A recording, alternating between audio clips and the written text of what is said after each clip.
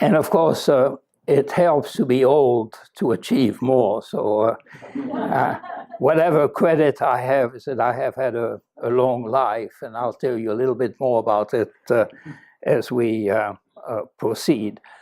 So it's a very great pleasure again to give a presentation to the IAD. I haven't counted the number of times. It's probably my 6th time.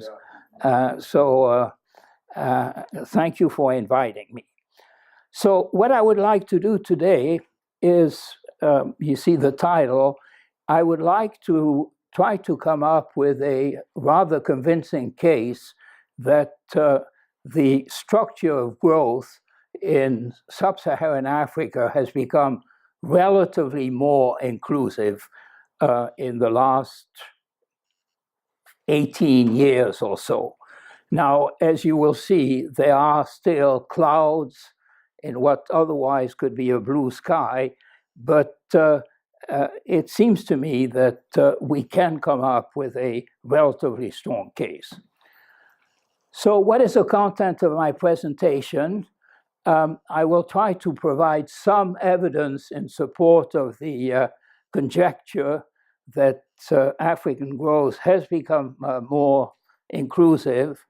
I'll give you some warning signs. We're not quite there. We still have a long way to go for that growth to be really inclusive. And then I'm going to do something which is very immodest, but I'll try to do it in a modest way, which is to review my role in African development.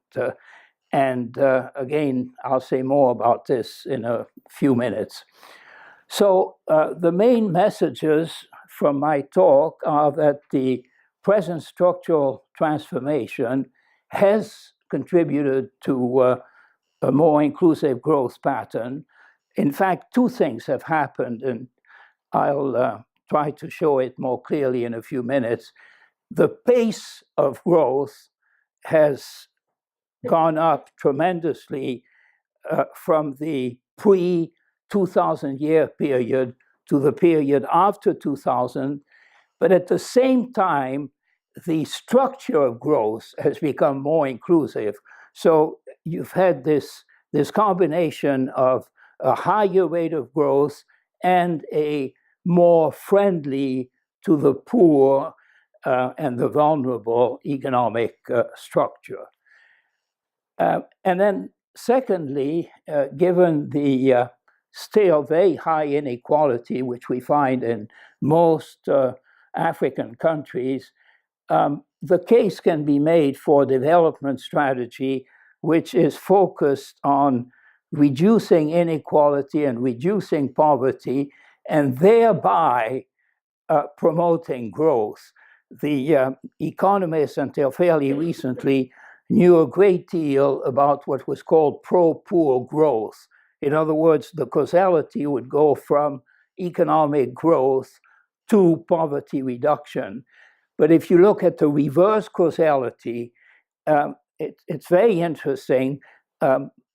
Increasingly, economists are becoming aware that by reducing poverty directly and by reducing inequality directly, it may make a contribution to growth through increased political, social stability, through the fact that the poor, by being provided more resources, can take chances, can use technologies that are perhaps more risky, but on average are better than the traditional technology. So the first thing we have to decide upon is how do we define inclusive growth? Well, I can count at least 20 different definitions of inclusive growth. The one that I really liked and I think captures the concept clearly is the one that is used by the Indian Planning Commission.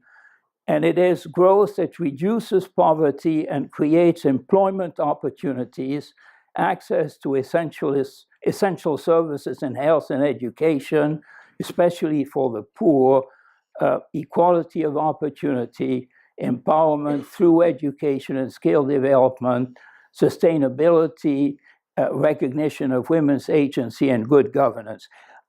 If you wanted to come up with an extremely concise definition, you could say that inclusive growth is a growth which is going to benefit all of the segments of society, and particularly the poor.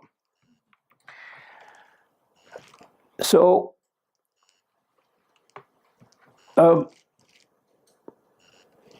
as I said, inclusive growth should allow the growth to contribute to benefit all segments.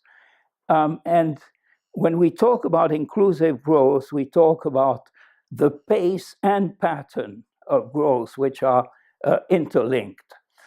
And clearly, the most important instrument in order to try to come up with a strategy for inclusive growth is employment. Okay, so let me now try to provide some evidence in support of the conjecture that growth has become more inclusive.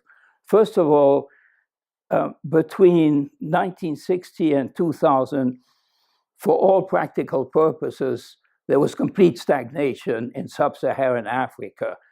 To be exact, the per capita rate of growth of GDP annually was something like 0.14%, so essential stagnation over a 40-year period. And then suddenly, between 2000 and 2015, it averaged between 2.5% and 3%. Again, you can come up with somewhat different figures depending on the weighting scheme you use, but if it's populated weighted, this is the kind of increase you find. Just to give you a few examples, between 1990, comparing 1990, 2000 to 2000, 2012, look at these incredible increases in per capita growth rates. Angola from -2% to 2.4 annually, Ethiopia from essentially 0 to 7%, Nigeria essentially 0 to about 4%, and so on. Perhaps more importantly, if you look at poverty, and economists typically use the head count ratio. The head count ratio is the proportion of people below some kind of poverty line, and the poverty line, which is typically used, is something like $1.90 per day per capita. The headcount poverty fell from something like 58% to 41% in the period 96-2015. Some people say, well, okay, the proportion of poor has fallen, but you should also look at the number of poor, and if you look at the number of poor, because of the demographic trends, which are still very high in sub-Saharan Africa, the total number of poor has increased.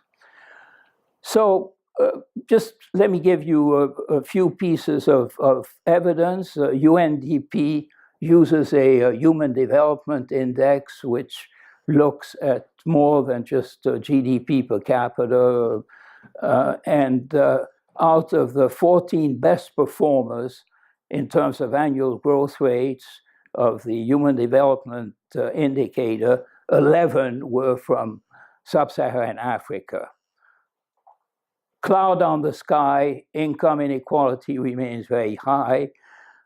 Another issue which Africa faces is that only a small proportion of the labor force is in the formal sector, has essentially formal jobs. The great majority of the people workers are in informal jobs, which doesn't have the benefits or the security of employment that formal jobs have. Also, there still is a very unequal distribution of social benefits, but all in all, I think at the macro level, there is a presumption that the recent growth has become more inclusive. So let me try to provide you with further evidence. And here, what I would like to do is to compare the structural transformation that Asian countries underwent, starting with the East Asian countries and then Southeast Asian countries, and later on the South Asian countries, a structural transformation whereby the workers who left the agricultural sector landed jobs outside of agriculture that were more productive. So call this a successful transformation in the sense that per capita income is going to increase as the share of the labor force comes down. And I'll give you evidence in just a minute. In Africa, and when I say Africa here, it's mainly sub-Saharan Africa, until 2000s, the workers that were pushed out of agriculture really did not find more productive jobs outside. If anything, in a number of instances, it was a push out, and they were lucky if they could do something in the informal sector, but very often they were less productive in these new employment opportunities than they had been in agriculture. And some people have called this a migration of misery. Now, what I'm going to be arguing is that after 2000, and again, the turning point is somewhat arbitrary, but in the recent 2 decades, the structural transformation in sub-Saharan Africa has become much more like the one in Asia. So this looks very complicated, but in fact it really isn't. On this axis, you have the share of the labor force in agriculture, and this is for a number of Asian countries, and each one of these lines represents a time path. So this would be the time path for one of these Asian countries. And you see that as the proportion of the labor force in agriculture fell, per capita income increased, which meant, of course, that the workers that moved out of agriculture were able to receive better jobs, more productive jobs outside. So the typical pattern, the normal pattern of the structural transformation is to have an arrow, a path that goes from the northwest to the southeast in this direction. Now, let me show you what happened in Africa. Look at these time paths. What does it show? In a number of cases, it shows either vertical or semi-vertical time paths, which meant that as workers moving out of agriculture were not able to find higher paying jobs, per capita income essentially remained the same. They ended up in the informal sector. There were very few instances of the successful structural transformation that you find in Asia. So this was a situation roughly until the new millennium, until about 2000.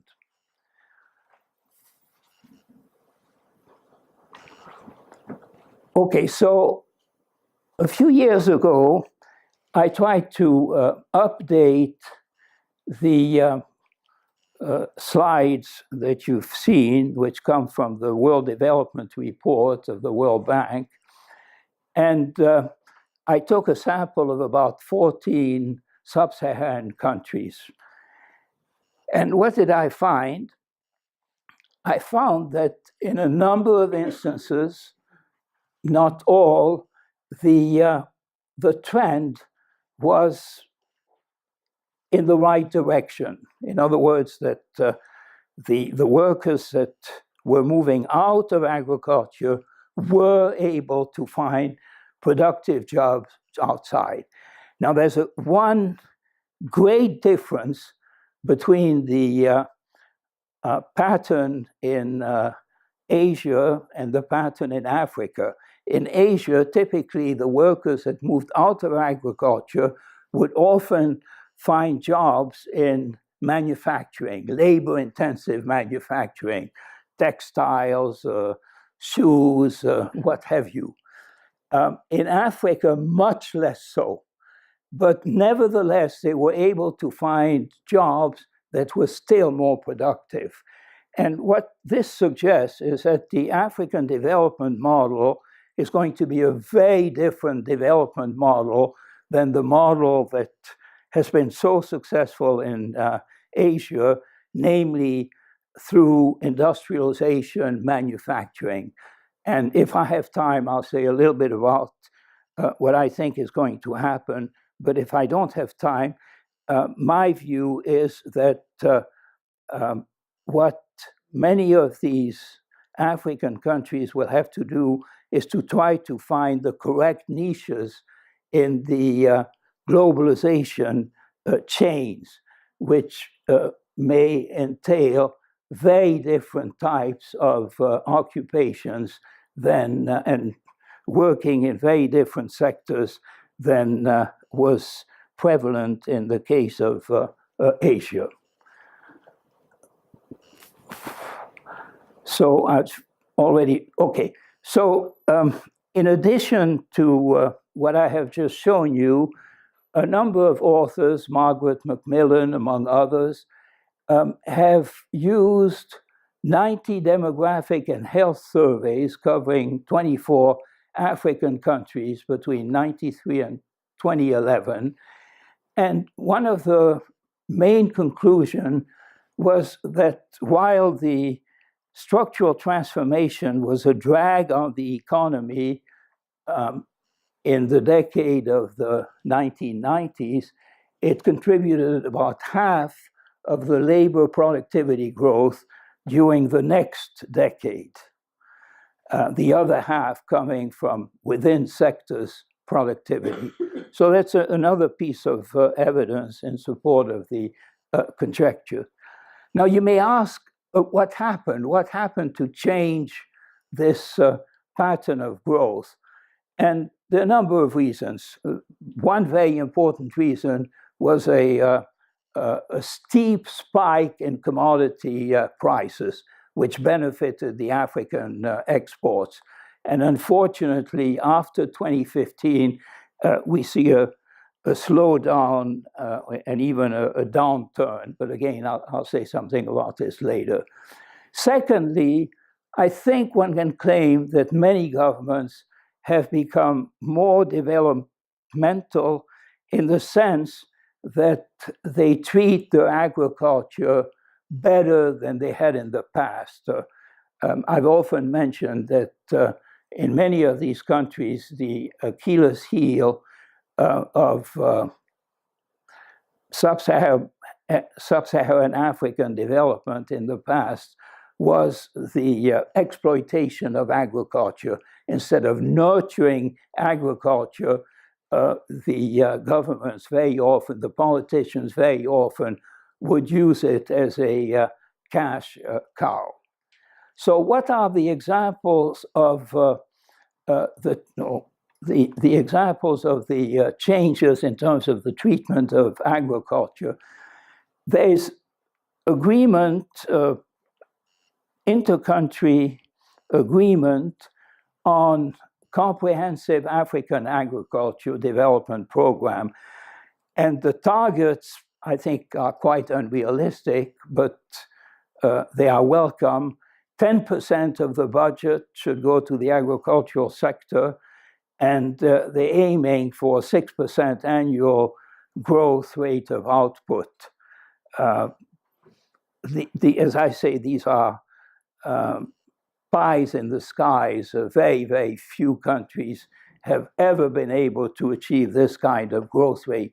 But at least it's an indication of the importance which governments seem to attach to agricultural development. Other proximate causes of the more successful evolution after 2000, there's been some reduction in conflicts. I wouldn't go too far pushing this idea. There's been a large flow of foreign direct investment. The quality of governance has improved, and I'll show you a slide in just a minute. And finally, I think we shouldn't underestimate the impact of private foundations such as the Gates Foundation, the Pew Foundation, as well as some of the public aid such as UNICEF. I think it definitely has made some difference. Now, in terms of the quality of governance, like any of these multidimensional concepts, it's very difficult to measure. There are a number of indicators. The one which is used here is from the Ibrahim Foundation. And what you see is that after 1990, the quality of governance seemed to have improved.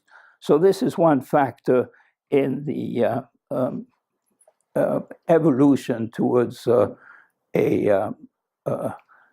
better structure of growth. Okay, now some warning signs. The pace of growth has fallen quite a bit after 2015. Commodity prices have fallen. I personally have some questions about the Chinese direct investment. I'm not totally convinced that the very heavy investment in natural resources is going to be to the advantage of African countries in the long run. Certainly in the short run, they benefit, but are they in the process of giving away the natural resources? There is no, I think, consensus on this issue. Many people argue that we shouldn't be fearful. I personally have my doubts. There has been some resumption of conflicts, and of course, a big unknown in all of this is the whole pattern of globalization is in the process of changing, with the new U.S. administration being increasingly protectionistic, populist, America first. We have the experience of the interwar period between the First and the Second World War, where the volume of world trade fell by half between 1929 and 1939, and this was directly related to the so-called Hawley-Smoot tariffs that the US imposed. I hope this is not what's going to happen this time, but it is an issue, and it could make it more difficult for Africa. Okay, now I'm going to be very immodest, and but I hope you indulge in me. At my age, I have nothing to lose. I had written a chapter for a new handbook of development economics that was on the evolution of the development doctrine from 1950 to 2017. And it occurred to me that I'm one of the few people who overlapped most of this period. I got my PhD in 1957. So essentially, I'm one of the few people who not only overlapped the period, but interacted with many of the very well-known development economists.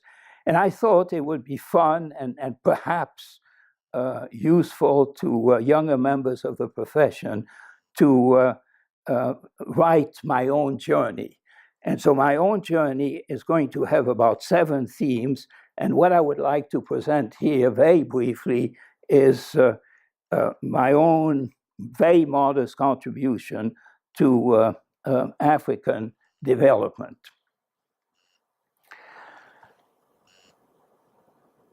And in some cases, I try to enliven it through a number of personal anecdotes. So, disclaimers at the beginning. When you do something like this, you should do it with great humility. Yeah? And I beg your indulgence for any possible failure and lack of modesty. So let's become more specific.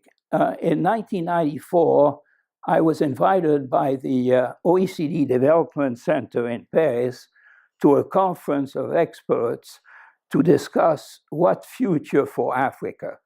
And at that time, I presented a paper which was co-authored with one of my students on the impact of stabilization and structural adjustment programs on performance in sub-Saharan Africa. And what we argued was that conditionality at that time was very hard-nosed. It was World Bank and IMF that were setting some very hard-nosed, very difficult conditions on African countries. I mean, it was very clear that not only were most of these countries suffering from balance of payments difficulties, but they also had budget deficits. They had to put their houses in order. Something had to be done.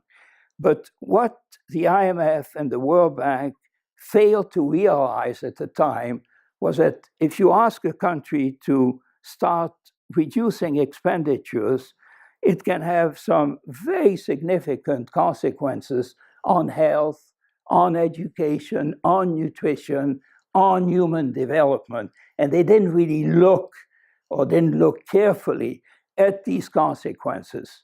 It was clear that the budget deficit had to be reduced, but there was not enough analysis of different scenarios. Some scenarios could have been much better than others.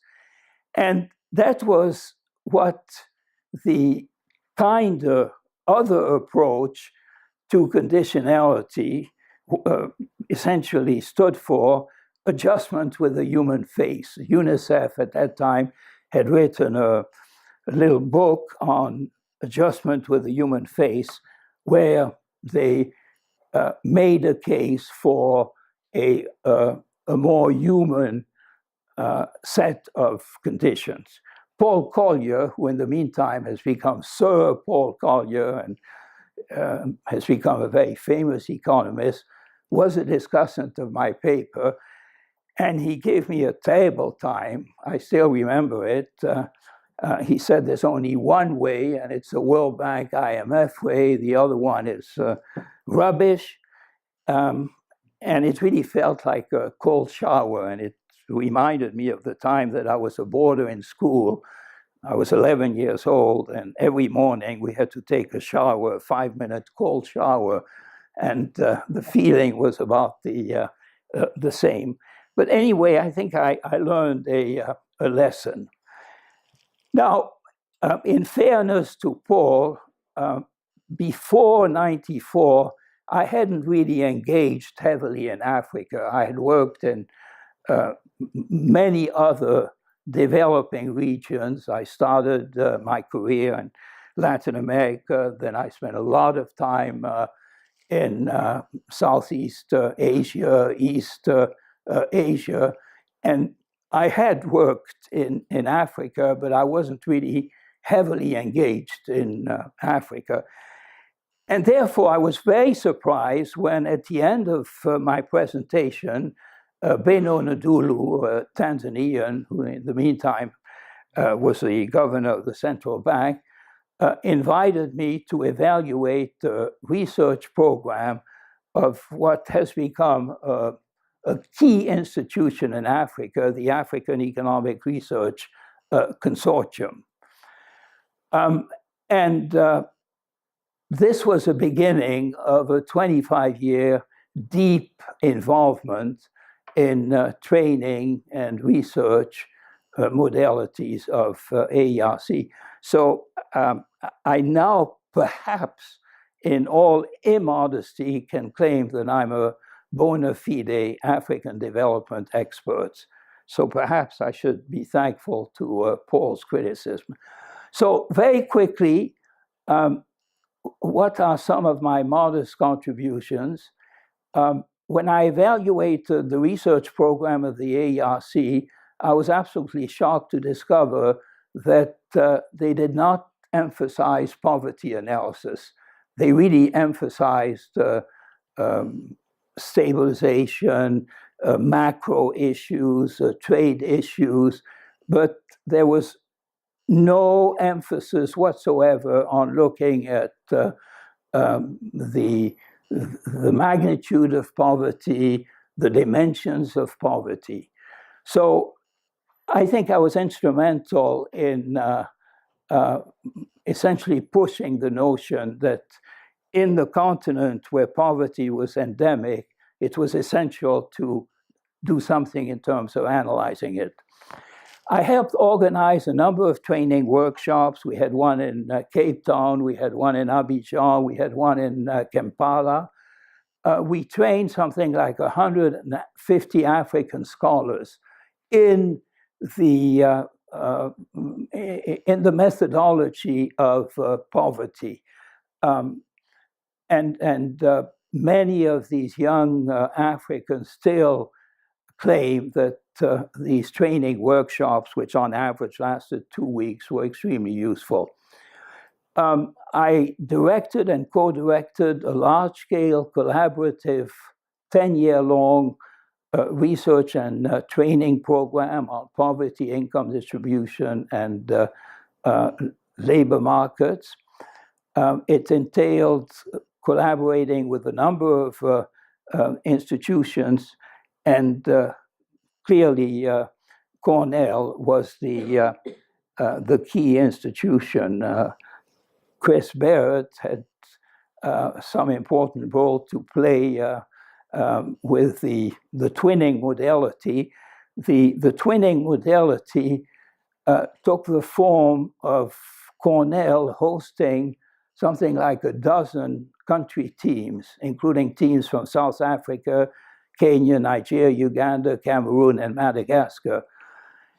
And what is amazing is if you look now at African universities, well, certainly in sub-Saharan Africa, you would say the top university is University of Cape Town. Well, 3 of the top professors at Cape Town in the economics department were in this team that spent 3 months at Cornell.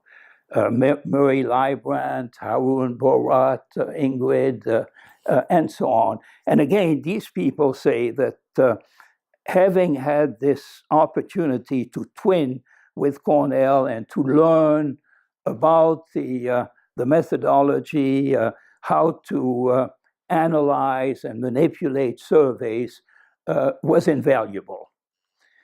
But perhaps more important, this led to the establishment of a number of poverty research networks that made a major contribution to the World Bank Poverty Reduction Strategies papers. for the respective governments. And then later on, and of course I don't have time to talk about it, but I co-directed with a professor at the University of London a big project on the impact of globalization on the poor in Africa, Asia, and Latin America. Okay, some of my other modest contributions, I did quite a bit of work on what I call the anatomy of growth in Africa. And this is the interrelationships among growth, inequality, and poverty. And at the start of my talk today, I mentioned this reverse causality from poverty reduction to economic growth. This is one example of the importance of looking at growth as a nexus. You could think a triangle where you have growth, inequality, and poverty linked. I worked on the issue of inclusive growth. One thing which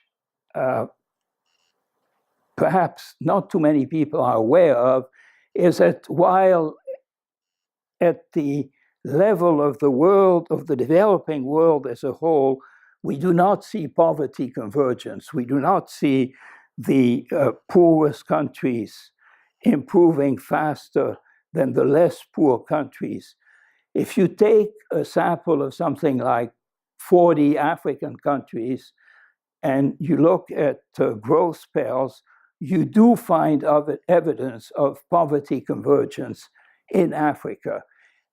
What is not entirely clear, or perhaps not clear at all yet, and has to be determined, is why. My own speculation is that it has something to do with governments as well as private aid focusing on the poorest segments of the population and the poorest countries in the region, and thereby achieving this kind of poverty convergence. So we're getting to the end of my journey, at least in Africa. I was very honored when the IAD organized a symposium in my honor. It came out as a book published by the Oxford University Press.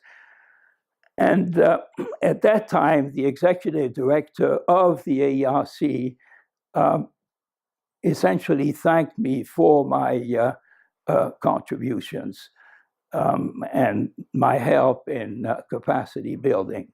So thank you very much for your patience and indulgence. It was a long journey. It's not over yet, but I would be happy to take any questions. But there's one problem, and this is that I'm relatively deaf, so perhaps the questions could be relayed. Thank you very much.